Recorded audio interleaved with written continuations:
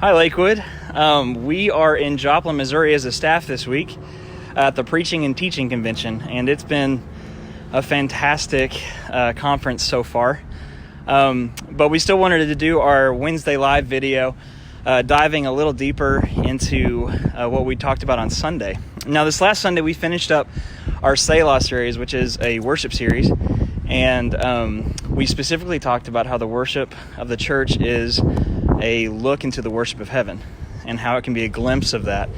But we also talked about how the church is different in the world than it is in heaven. For instance, in the world, we focus on kind of three things that we won't focus on in heaven.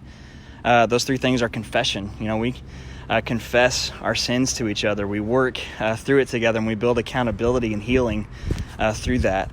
Then there's lamentation of brokenness, that we lament the fact that we're broken, but we also talked about how that word lament is actually not just being sorry. It's being sorry, but also acknowledging that God is the cure, that Christ is the cure for brokenness. Remember, we talked about Jesus being the right answer for this.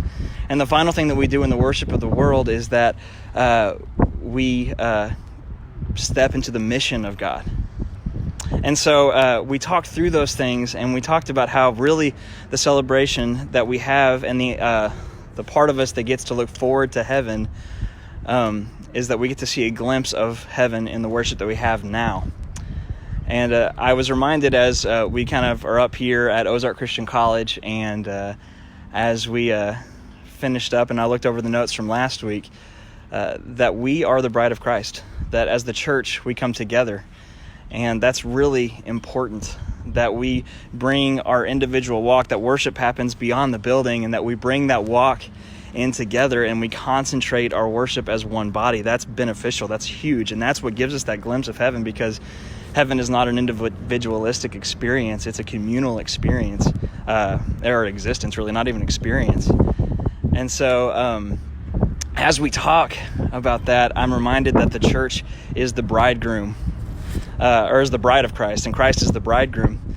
And culturally, in the first century, they had this thing where if I wanted to marry someone, I would, enter into an agreement that we would get married, and then I would go and I would prepare a home and a life for my bride.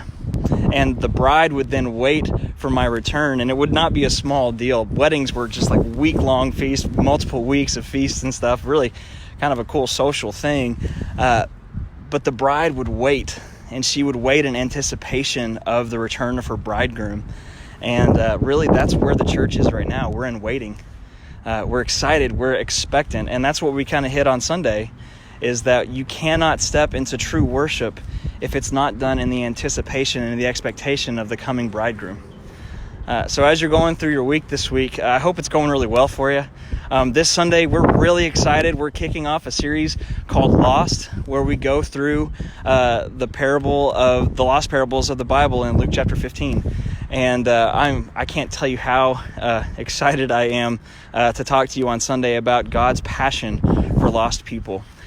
So be praying for us while we're here. We're praying for you. I hope you have a fantastic Wednesday and the rest of your week goes well. And we'll look forward to seeing you at the church on Sunday.